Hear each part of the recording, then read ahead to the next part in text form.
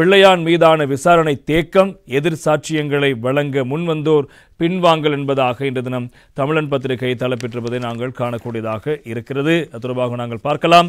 பிள்ளையான் எனப்படும் முன்னாள் ராஜாங்க அமைச்சர் சிவநேசத்துறை சந்திரகாந்தன் தடுப்பு காவலில் வைக்கப்பட்டு விசாரிக்கப்பட்டு வரும் போதிலும் அந்த விசாரணைகள் தேக்க நிலையை அடைந்திருப்பதாக அறிய முடிகிறது.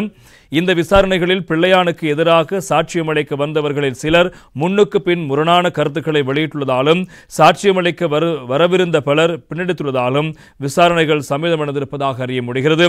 இதனால் காலப்போக்கில் குற்றச்சாட்டுகள் நிரூபிக்கப்பட முடியாமல் பிள்ளையான் பிணையில் விடுதலை செய்யப்படும் நிலைமை வரலாம் என்றும் உயர்மட்ட பாதுகாப்பு அதிகாரி ஒருவர் தெரிவித்திருக்கின்றார்.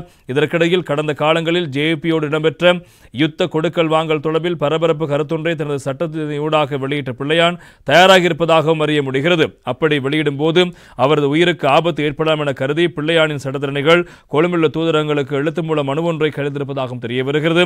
எவ்வாறாயினும் பிள்ளையான் மீதான விசாரணைகளில் பாதுகாப்புத்துறை காட்டிய அக்கறை குறைந்திருப்பதால் அரசுக்கு இது விடயத்தில் ஏதாவது அழுத்தங்கள் வந்திருக்குமா என்பது பற்றியும் பேசப்பட்டு கொண்டிருக்கிறது என்பதாக அந்த செய்தி முக்கியமாக இருப்பதை காலமே சாட்சியம் வழங்குவதாக கூறிய பலர் இப்போது சாட்சியங்களை வழங்குவதில் பின்னடிப்பு செய்கிறார்கள். எனவே அவ்வாறு இருக்க இவருடைய இந்த விசாரணைகள் காலதாமதப்படுத்தப்படலாம் அல்லது அவருக்கு சாட்சியம் இல்லை என்ற அடிப்படையில் அவர் பிணையில் விடுவிப்பதற்கான சாத்தியக்கூறுகள் காணப்படுவதாக இன்றைய தமிழன் பத்திரிகை அந்த செய்தியினை தந்திருப்பதை நாங்கள் காணக்கூடியதாக இருக்கிறது.